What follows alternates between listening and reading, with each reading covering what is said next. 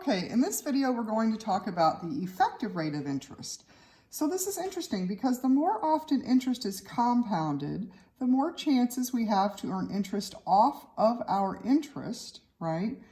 So by compounding more often, we are actually earning a slightly higher rate of interest, okay? Now, the formula for doing this is to solve for our rate. Well, let's just look at the formula that we're familiar with. We know that interest is principal times rate times time, right? So if I wanted to solve this equation for rate, because we're looking for the rate of interest, how would I isolate this R? Well, I would have to divide both sides by P and T, right? To get rid of those. So here they'll cancel, here they'll cancel. So I get R equals I over PT, okay? Interest over principal times time. Now, our time always has to be 1 year in these problems. It's how much interest are we earning in 1 year, because we want this to be an annual rate. So we want the rate to be based off of a 12-month period, okay?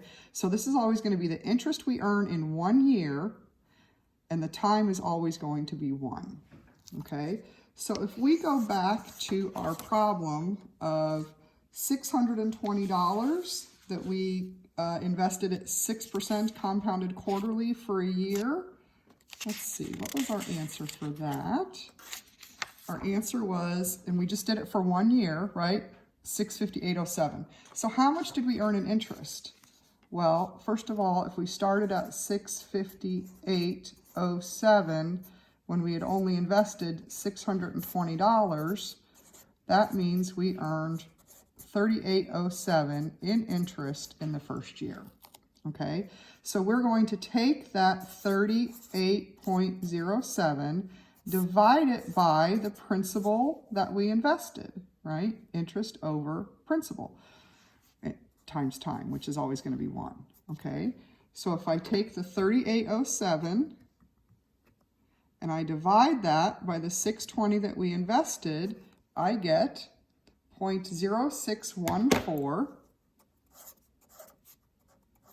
which when I convert to a percent is 6.14%, okay? So the stated rate is 6%, but the fact that they're compounding it for us 4 times a year means we're actually earning 6.14%, okay? Let's look at another one of those.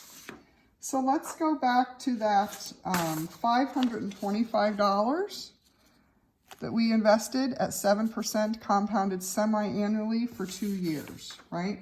Now, when we did this with the table, we got 602.44, but remember this was after the full 2 years, and we have to have the time be for 1 year. So the first thing I have to do, I have my rate per period, right? 7% divided by 2 is 3.5%. But I just need a 1 year time frame. So compounded twice a year for 1 year is 2 periods. Okay, so now I can go to the table and go to the 3.5% page. And 3.5% page, and I have 2 periods, so I will be at 1.0712. That's my factor. Pardon me. Okay, so 1.0712 times the $525 we invest.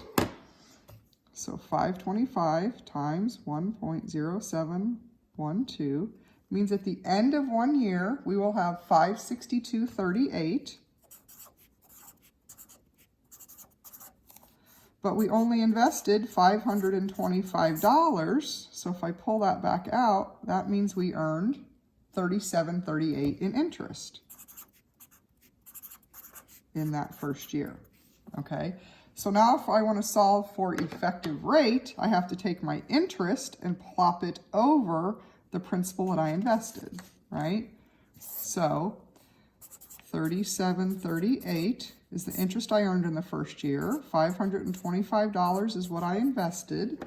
So if I divide that, 3738 divided by 525, we get 0.0712,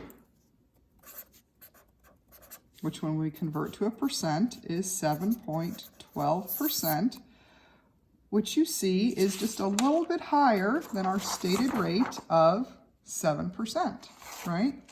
Now, I want to teach you a way to cheat. Haha, how many professors teach you how to cheat? It's not actually cheating, it's a shortcut, okay? This may look familiar, right? You think, oh, 712, I saw that somewhere before. Well, yes, because when we had to look up the factor for 1 year, the 2 periods, what was the factor? 1.0712. What's that telling us? We're going to have 100% of what we started with plus a new 7.12%. So that means the rate of interest we're earning is 7.12%. Okay, so my point is, once you find your factor, you know, we looked up the 3.5%, 2 periods was 1.0712. You can simply tell me that the effective rate of interest is 7.12%. You don't even have to do all of these calculations, because if you can look at this table and tell me this is 7.12%, then I see that you understand what this number is telling you. I'll have 100% of what I started with plus a new 7.12%. Okay, so let's take this approach and look at that first problem we did with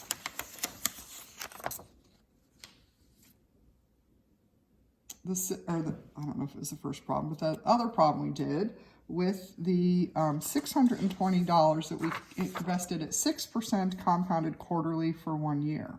Okay, well, so again, using the cheater method for this.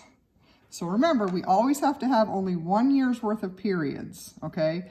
So we still have our rate per period. 6% divided by 4 times a year is 1.5% per period. 1 year times 4 periods a year is 4 periods, okay? So if I go to my 1.5% page, 1.5% page, and I look up for 4 periods, I get a factor of 1.0614, 1.0614, which tells me I will have 100% of the principal that I started with, plus a new 6.14% in interest.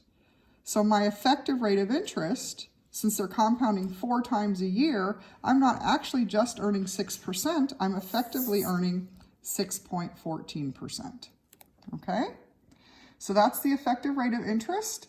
And again, you don't have to do it manually the long way. You can simply find the factor and then give me this answer, which shows to me that you understand what this table chart represents, right? 100% of our original plus 6.14 in interest. And that's effective rate of interest.